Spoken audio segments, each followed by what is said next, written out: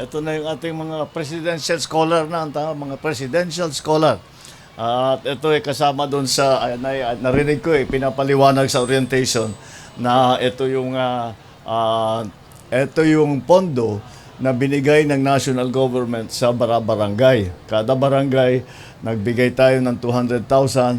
Ang request namin lang sa mga barangay officials ay yung 200,000, yung 100,000 gamitin para sa scholarship. Ito ngayon, kaya naman, sabi ko mamili kayo sa bawat barangay, mamili kayo ng 5. At bibigyan natin ng 100,000, tig 20,000 lahat para may 5 ang bawat barangay. And this is, yun yung nakuha, yun ang ating ang naging presidential scholar. So, ang sabi nga namin, basta't mamili kayo as much as possible, yung malapit na magtapos, pero baka hindi matapos dahil for whatever reason, dahil walang pambayad, kaya naman magtrabaho, whatever reason. Para naman, yung mga medyo malapit na magka-diploma, matulungan natin para naman makatapos kayo. Yung napakahalaga. Ginagawa natin to dahil for many reasons. Dahil importante ang education. Para sa akin, ito ang pinakamahalaga na maibibigay ng pamahalaan para sa ating mga kabataan. It's the most important service. I believe, I have always been, ang aking prinsipyo na ang edukasyon ay hindi ito pribilehyo. Ang edukasyon ay karapatan ng ating mga kabataan. At importante na magpa-training tayo, mapapaganda natin ang training ng ating mga kabataan para sa sarili ninyo, para sa mga buhay ninyo, para sa pamilya ninyo, para sa community ninyo, ay makakabuti ito, makatapos man lang kayo o makapag-aral kayo na mabuti, makapag-training kayo. At kasama na rin doon yung pagkikilala. Alam mo naman, kaming nandito nakaupo ngayon, hindi naman kami ang nandyan forever. Kaya darating ang oras na kayo na, mga kabataan, kayo na mga leader ng Pilipinas. Hindi lang sa gobyerno, pero sa gobyerno, sa negosyo, kung ano-ano sa lahat ng sektor. Kayo na ang hahanapin ng ating mga kababayan na tumulong at magserbisyo. Kaya dapat handang-handa na kayo. So, ang simple lang naman ang i-advise ko sa inyo, no? Talagang pakinabangan ninyo na mabuti itong pagkakataon na ito at napakahalaga ng edukasyon. Ayan, from personal experience ko masasabi yan.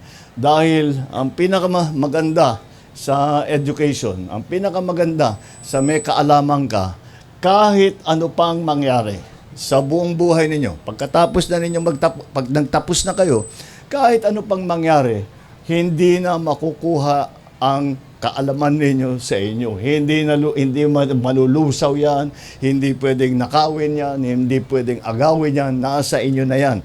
At araw-araw, maaalala ninyo na ito pala ay napakalaking tulong para sa ating mga kabuhayan. At yun na nga, para mas maganda maging training ninyo, mas maganda ang mga opportunities na darating sa inyo. And kagaya ng sabi ko, mapapaganda ang buhay ninyo, pamilya ninyo, community ninyo, and in that way, yung buong Pilipinas. Kasi hindi lang naman dito ang aming ginawa na ganyan. Sa buong Pilipinas, we have 42,000 plus barangays in the whole Philippines.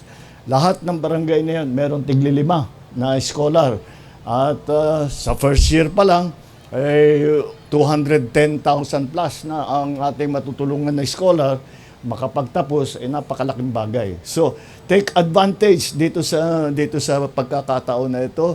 Basta't nandito kami, pagka meron pang pwedeng gagawin namin. Asahan ninyo that especially when it comes to education, ang talagang napaka-high priority. Nakita ko itong listahan ng mga directive, pinakamahalaga yan. Sabi ko sa natitirang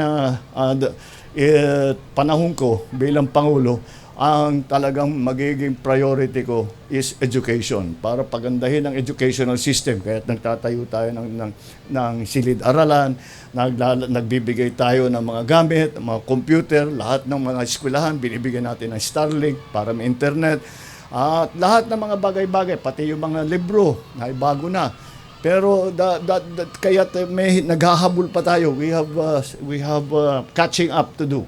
Pero nakikita ko sa inyo, I'm sure that lahat kayo ready na magtrabaho, ready na mag-aral na mabuti. At kagaya ng sinasabi ko sa ating mga ibang presidential scholar, magkikita tayo ulit pag may hawak na kayong mga diploma. Sige, maraming salamat. Good luck sa inyo lahat. Study hard, work hard.